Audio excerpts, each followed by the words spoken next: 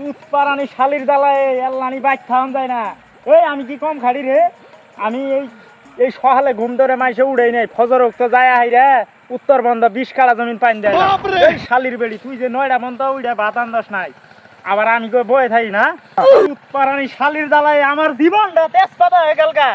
এই শালির বেড়ি এই গেলে শুক্রবারে যায় হাইরা গরু গুস্ত নিয়ে আইলাম, কালকেও যায় হাইরা মুরগি নিয়ে আইলাম। আমি না বালামন্দ খাওয়া চুদা। এই শালির বেড়ি তোর বাপ যে আমারে কইছিল 3 লাখ টিয়া দিব, 2 লাখ টিয়া দিছে, আর 1 লাখ টিয়া দিছে, ওটা তো কর গিল হয় না। এই শালির বেড়ি আস না পারানি মাগি, তুই সংসার করে খাবি না? কইছি বাড়ি বলবা ক্ষেত্রত পানি দিস আল্লাহ, ও পানি উঠছে। এই কই পানি উঠছে? এল্লা পুরা নাই পানি উঠছে ক্ষেত। এই কারণ কি তোর বাহের ডাপুরে পানি কি তোর বাহের বাইতে নিয়াবি? আমার ক্ষেত ধান চুষা হয়ে গেতা থাকা, চুষা হয়ে গেতা থাকা, পানি দিব হাই রে। এই একাও সুদ দে উড়ে নাই, আজকে বাদ যাই। পানি মাগি রে কইছি আল্লাহ খেত পানি দিস না। বাড়ি বল কই মর্ডার তাও স্টার দেয় না, খালি সুইচটা দিব তাও দেয় না।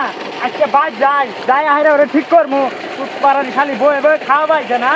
পারানি শালি আজকে বাদ যান। আমি এই বেল ধরে উঠেস পারবো। কে রাওড়ে মিঠু ভাই না? ওর চিকের মারতাছে কে? ওই মিঠু ভাই, তুই তাহট হই কোন সেডের বালাবার পিছনে ডাক ফেলাইলো? কে রাওড়ে? ও তুই খারো গেতাছি। মিঠু ভাই আহো। ও গেতাছি। ওবার তেই তেই গেতে আহো। ওই আর কইস না কি রে যে চেতি দাসি চাচস না আমার মেজাজ মুজাজ দেখে মেজাজ যে গরম হয়ে হইছে। ও মিঠু ভাই এই কথা, তোমার বৌদি যেন আর নাইন দেওয়া তেল থুয়ে কার হতে আমার ফোনে কথা কইতাছে। কি কইলি তুই? শালির বাড়ি আমারটাই খাওয়া দিন দা হাই অন্য বেড়া হতে কথা ক। তোর কাছে রে দেখি আজকে শালির বাড়িতে ফারমু।